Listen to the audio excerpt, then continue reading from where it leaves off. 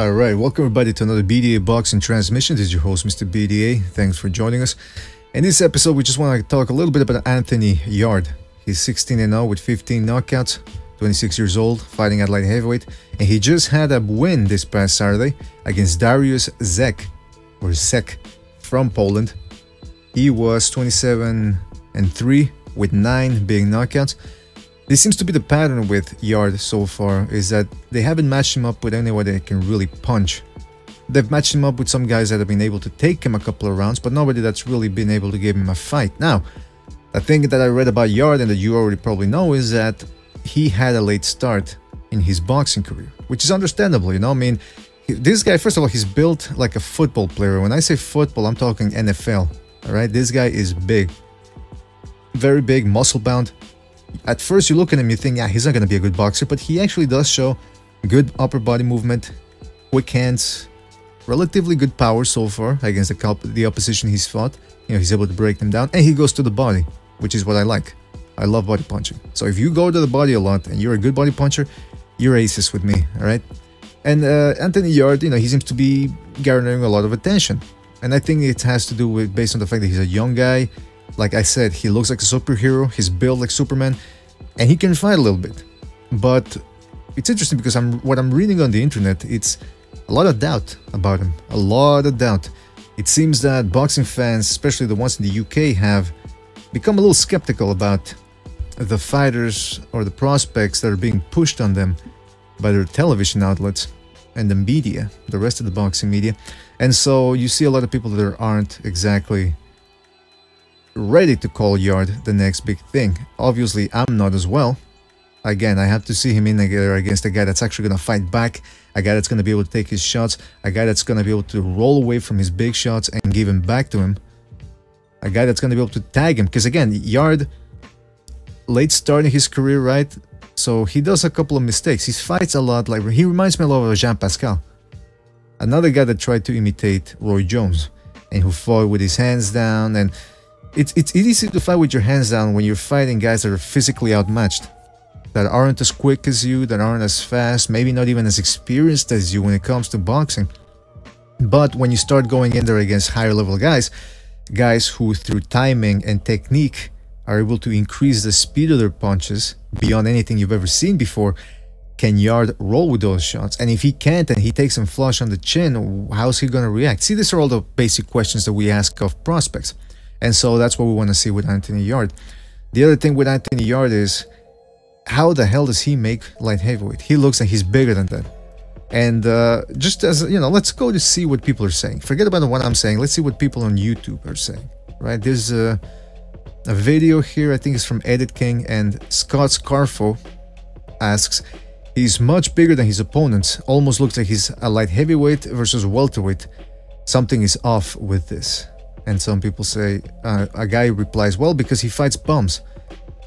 And then another says, they are light heavyweights, but he looks like a heavyweight. If he wants to make some serious money, he should move up to heavyweight. Come on, that's a little too drastic right now. Mr. Tuber says he rehydrates much higher, that's why he's bigger, but I'm sure making 175 is tough because he's young, so maybe a few years more at light heavyweight. Listen, this Anthony Yarde looks like a heavyweight to me already. It looks like he makes 200 pounds easy when he's not training. Now, as to the allegation that he might be on something, I think we all know that's part of the game now. He's probably, you know, you get guys in this level, they're delving into some real harsh territory of fighting other monsters. And so they probably put in their heads like, hey, if they're taking something, I might as well be taking something too. Let's just say, because I want to make it clear, I'm not saying he's on something, but I'm saying that the likelihood that he is on something is pretty fucking high. Right? Just using common sense here. I'm not saying anything outrageous here, at least I hope not. And if I do say something outrageous, I know you people out there will keep me in check. Somebody says regarding his last fight, Anthony is doing too much chasing. If he would cut the guy off where he's heading to, instead of following him, he would always be in position to take him out because the guy is fighting scared and in survival mode. He doesn't want to engage. So you see people out there already are seeing some flaws, which is again understandable, 26 years old. But let's see what happens. I want to see a couple of things. I want to see, again, like I said, how he handles a puncher, how he handles somebody that's able to fight back, somebody with good defense. And I want to see how the boxing media in the UK starts covering him. Are they gonna make him out to be this next big thing, like the way they tried to do with Chris Eubank? Are they gonna dial it down a little bit? Are they gonna be realistic about it? I don't know. But I'm more interested in what you guys think about Anthony Yarde's performance. Do you think he can make it at light heavyweight? Who would you want to see him fight at light heavyweight next? Again, keep in mind the guy had a late start in his career. So if you're thinking about putting him in there against Koval or Dimitri Bivol already, you know, you're this guy apparently he didn't even have that many amateur fights either. So let's go real quick just to give you an idea of what the landscape looks like at light heavyweight right now. Joe Smith Jr., who I think is gonna have a fight sometime this year. I think it's already scheduled, but I don't know who it is against. Well, actually, let's see. Instead of me speculating, Joe Smith, look at that. He's gonna be fighting Uncasville, Connecticut on June the 30th. Which means this weekend. Alright, so he's coming back this weekend. Good for him. Where was I here? Alright, so you got Marcus Brown.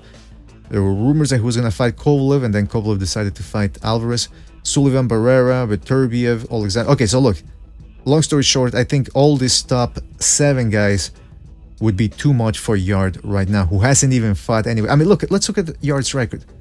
Look at his record so far. It's only his recent 4 fights that he's fought guys, or 5 actually, that he's fought guys with winning records. Everybody else before that, there were showcase fights, where it was just make him look good, maybe see if somebody can take him a couple of rounds, let him throw off his combinations, work his defense, and now little by little he's starting to upgrade his opposition. But to ask him to go from those guys to these 7, that's lunacy. The light heavyweight division is one of the strongest divisions in boxing right now. You don't want to throw a guy like Yarde in there against those monsters, unless you want to cut his career short, in which case, go ahead. Even Joe Smith Jr., Marcus Brown, and Sullivan Barrera would be too much for him. So I suppose the thing here would be to put him in there against somebody that's, you know, top 15 maybe? I don't know. You guys let us know. What do you think about Anthony Yarde? Do you like his style? Do you think he slaps too much? Would you like to see him fight outside of England already and see how he deals with a you know, foreign crowd? Will the referees over there allow him to do some of the things that he does in these fights? You tell us, all right? As always, don't forget to like, subscribe, hit that subscribe button, subscribe to BDA Live as well. Don't forget to join us on our live podcast every Saturdays and Wednesdays, and maybe some other days unannounced, or actually we will announce them when we do an event. And we'll see you on the next one, folks. Thanks for watching.